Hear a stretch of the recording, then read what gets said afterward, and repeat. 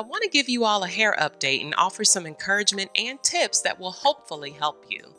This is my 4th summer in New York City, and over the years, my hair has become more resistant to my normal wash and go routine. So I am going to walk you through my discovery and share some products and methods I have been finding helpful. A healthy scalp is the foundation of healthy hair. Properly cleansing and hydrating with balanced products helps tremendously. I have been using Aveda's Promesana as my scalp cleanser, and I love how it helps remove buildup and moisturize my scalp. I have a full review on this product line, which I will link you to below. I recently started incorporating Ion Purify Clarifying Shampoo to remove mineral deposits from the water here. It's a sulfate-free clarifier safe for color-treated hair that helps reduce dryness, damage, and frizz associated with hard water. As you all know, I am a true fan of Soft Sheen Carson's HydroSteam system, but since it's been discontinued, I have been searching for some alternatives. I came across the Main Choice 4-Leaf Clover Shampoo Treatment and Leave-In. This collection is marketed toward type 4 hair, which I've stated in my hair typing video that number lettering system is irrelevant. You have to find what works for your hair, and those types are not based on the science of hair. I believe brands market to you all the way you ask to be marketed to. So they create product names around trends to help you identify with them. But in reality, no lab is formulating products based on that chart. I looked at this collection and saw it has aloe leaf juice and silk amino acids along with a host of penetrating oils that I felt would hydrate and nourish my hair. So I tried it, and so far I really like the results. I have used this shampoo and treatment and sometimes the leave-in conditioner spray with my Mixed Chicks leave-in for wash and goes when I do them, and it's worked very well. In this tutorial, however, I am only using the shampoo and treatment. I still steam my hair, but on a less frequent cycle of every other week instead of weekly. I found that with the environment here, the excessive humidity and water differences, it was overworking my hair and making it too mushy. Reducing the frequency on steaming is giving me a better balance. Whenever I don't steam, I use my Hothead Deep Conditioning Cap for about 15 to 20 minutes depending on what conditioner I'm using. After rinsing the treatment, my hair is defined, super soft, smooth, and most importantly, it's not greasy with residue. I am now prepping for a twist out, the style I've recently discovered to be highly effective and useful in this summer sauna that is New York City. I have tried a few options, and the winner for me right now is Camille Rose Naturals Aloe Whipped Butter Gel. I apply this to soaking wet hair and distribute with my Denman volumizing brush for even coating, and I allow it to sit for just a few minutes. Before twisting my hair, I am using a microfiber towel to squeeze out the excess water. I found this helps my twist stay together and set better. I am dividing my hair into sections based on my head shape, where the front twist will be parted at the tip of the ear across, and dividing the back in half vertically and then horizontally 3 times. I am going to install a mix of 2 and 3 strand twists to give a more natural texture finish. I like to use my Denman 3-row comb to fully detangle and smooth strands perfectly together so the twists are neat. After completing a twist, I use a bob pin to secure the root so it dries flat and so the section doesn't unwind. After I finish this side, I will pin the ends up to my roots to keep the twist together while they set. Okay, now as you watch me twist, take note of these tips. You may notice that I didn't use any leave-in conditioner after the Main Choice treatment. This butter is packed with aloe leaf juice along with lots of oils, and with the thick consistency, in my opinion, it doesn't need any help underneath it. Leave-ins are not mandatory if you have deep conditioned your hair. It just depends on your needs. There are different types of leave-ins, and the title of the product indicates what it will do, from moisturizing to detangling or repairing. If I decide I need a leave-in, I may opt for a treatment. Apogee Restructurizer or Aveda Brilliant Damage Control are my go-tos that I usually incorporate. I rotate a repairing set into my regimen every 3 to 4 weeks to fill in any protein loss and smooth my cuticle fully to maintain proper elasticity. If I use the Aveda Damage Remedies shampoo and treatment, I use the Damage Control leave-in with it. If I use the WeDoc Curl Recovery Shampoo treatment, I either use the Apogee Restructurizer or I might choose another hydrating leave-in such as the one from the Main Choice 4-Leaf Clover collection. Sometimes I apply the Restructurizer with the Main Choice shampoo and treatment if I'm feeling like my hair is a little bit limp, or I may use the Main Choice leave-in for moisture with the Mixed Chicks leave-in as my styler for a wash and go. But like I said, in this case, if I'm twisting out and I'm using this butter, I'm not using a leave-in because I don't feel like I need it. You don't have to pile a bunch of stuff on your fine strands as the hair isn't really even equipped to handle it. Buildup is the enemy of properly functioning hair. Oil is not a moisturizer. Oil is acid. It has a pH of 0 and has no water content. Therefore, it cannot moisturize. Oils have vitamin content and are useful when blended in a formulated product. They provide necessary nutrients and are balanced with water and other preservatives to stabilize them. On their own, oils and raw butters are unstable. They can cause buildup, leading to dryness as strands refuse water absorption over time. If you are dousing your head in raw oils and butters and wondering why your hair is rough, dry, and never retains length past your shoulders, this is why. Unless you have a background in chemistry and have know-how and equipment to hydrolyze, heat, cool, and process molecules from raw ingredients, just stick to formulated products. It's really your best bet to ensure you aren't disrupting your hair and scalp's natural pH. Your stomach does not function like your hair and skin, so the notion of grinding up raw food because it may be good for you to eat and applying it to your hair is fundamentally and scientifically flawed. Also, this is sort of unrelated, but because I know someone will ask, silicones are not bad. They do not alter your hair and using shampoo removes them. They protect strands from heat damage and provide shield from free radicals in the environment around you. They are also responsible for giving you smooth, shiny results you're asking for. Which brings me to my next tip. If you read somewhere on Al Gore's internet that curly girls don't need shampoo, it's a lie.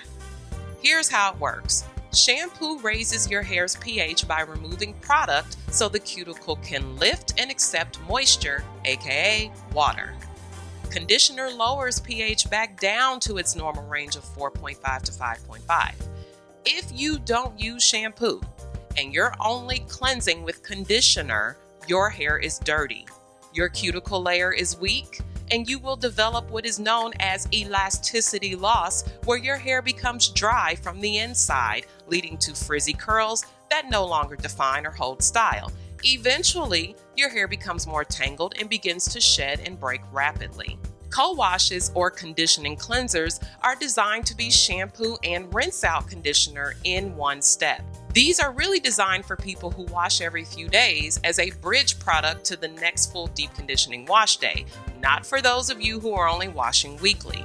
Co-wash can be used as a detangler before shampooing if you feel like it helps, but if you just use good shampoo and deep treatment, you'll find your hair doesn't tangle so much and you can cut the extra steps.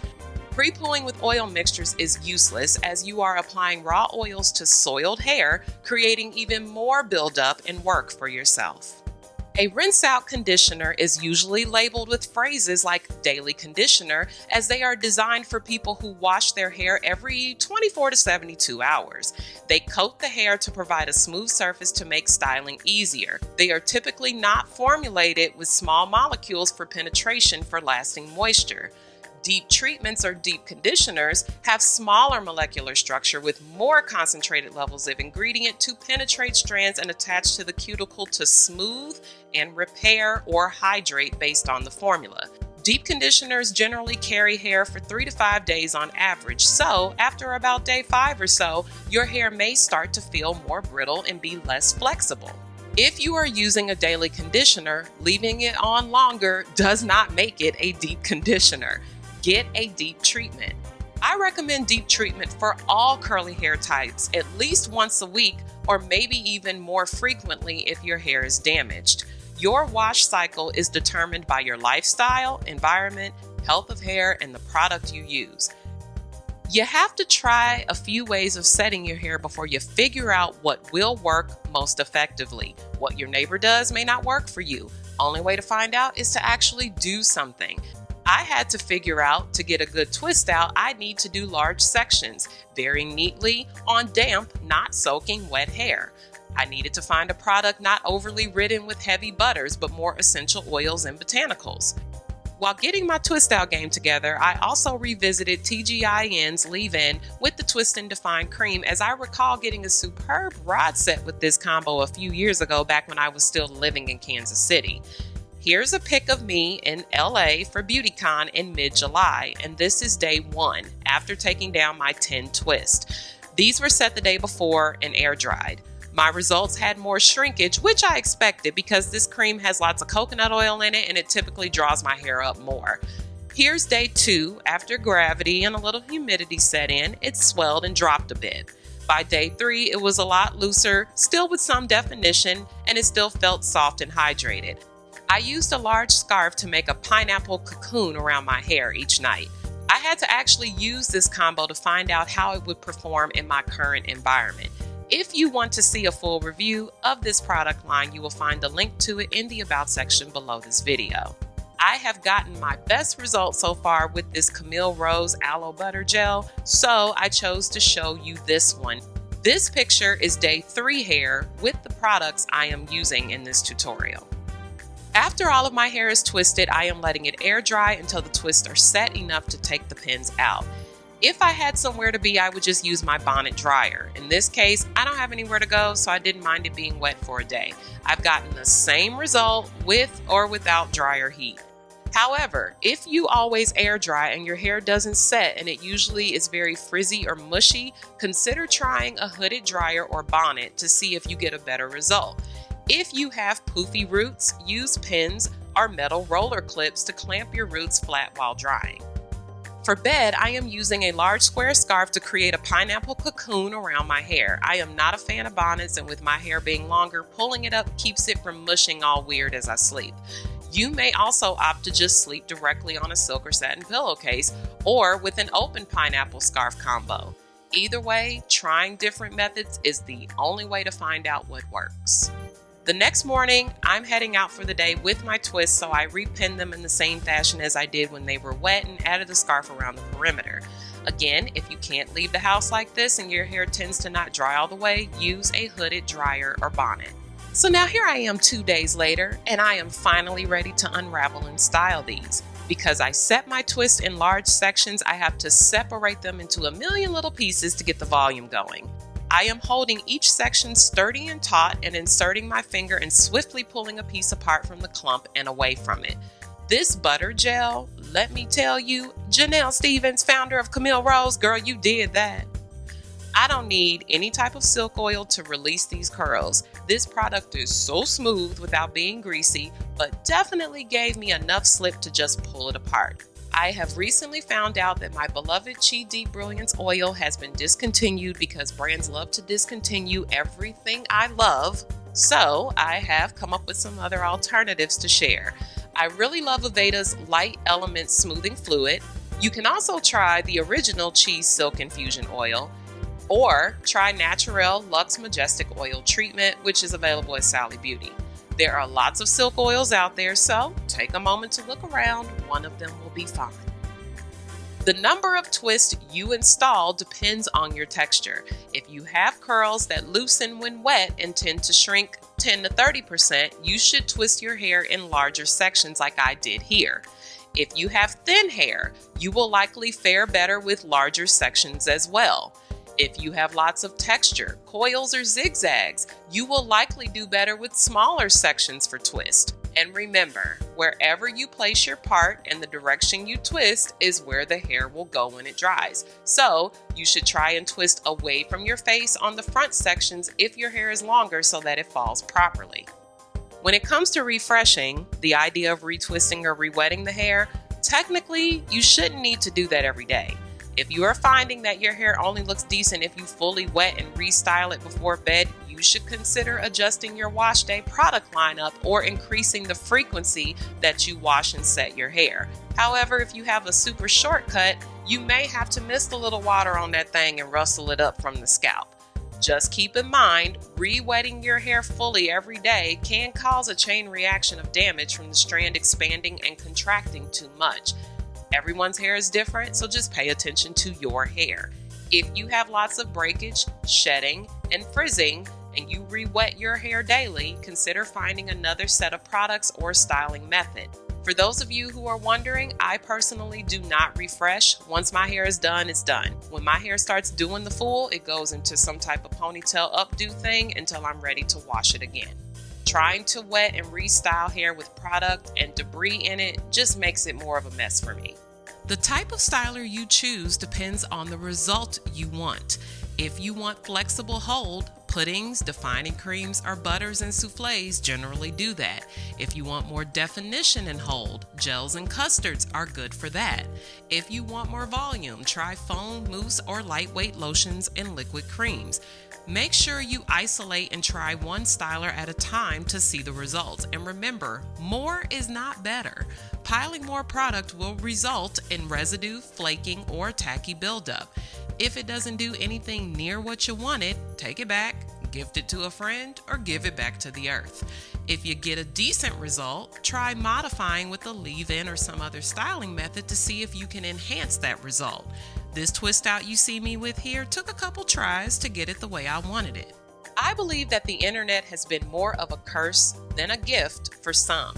I have had so many clients come in highly discombobulated trying to follow advice from sources that aren't vetted, licensed, and so on. The advent of the internet has caused many of you to forget that you have good, God-given common sense that you can use to problem solve and reasonably deduct your way to a solution. Do not substitute your intuition, common sense, and overall smarts for random fodder on the internet.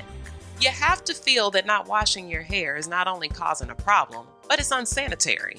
You have to feel the coconut oil you're applying to your scalp is making the itching worse and the flaking more. You have to realize that you still have the same scalp you had back in your relaxer days, growing hair from the same DNA you've always had. So why would you need 11 steps to care for it? Somebody say amen. Take your time, shop where you can return items that don't tickle your fancy, and be patient. Every natural had to try different products and methods to figure it out. I went through several products back in 2010 until I landed on things that worked, and I am still adapting today. Look at me. I never cared about doing twist outs until New York weather slapped me upside the head. Now I have this style in the bag as an option for when I want to be sure I can get more days out of my style. I still do wash and goes. I just know that if I choose to do it in the summer, here, that they may not last as long, but that's okay. After the filming of this video, I am pleased to announce I got 5 days of wear out of this from the point of takedown, getting me to a full week of style. I used a scarf to cocoon my hair during the pedestrian journey in the rain a couple days that week, and it worked out fine. I generally would not want to leave my house in my headscarf, but it's New York and we just all trying to survive, girl. It is what it is. I enjoy this Lux Therapy Scalp Soother as a pick instead of a scalp tool. I believe it is created for people who wear wigs, braids, and sew-ins as a way to get up in that thing, but I find it useful as a pick because the teeth are long and spread apart, making it easier for me to navigate my hair without releasing the definition. My hair naturally swells with humidity, so I don't aim to get it as big as possible on the first day. To finish up, I like to use a little Mizani HD Shine from time to time. It's a lightweight oil sheen that reflects light and doesn't leave a greasy film. All right, ladies and gents, that's it for this round. I know I have been missing from YouTube, but I am running an entire business by myself, and I'm gearing up for some new ventures in the future. I appreciate you all being so kind and supportive on this journey with me. I hope that this video has helped you think a little more clearly about how you select products and style for your hair. Please see the About section below before you ask questions, as many of them will probably be answered there. Also, rewatch this video. I spit a whole lot of bars in this one and you may have missed something. And as always, you can find more and see more by following me on social media or by visiting MoKnowsHair.com.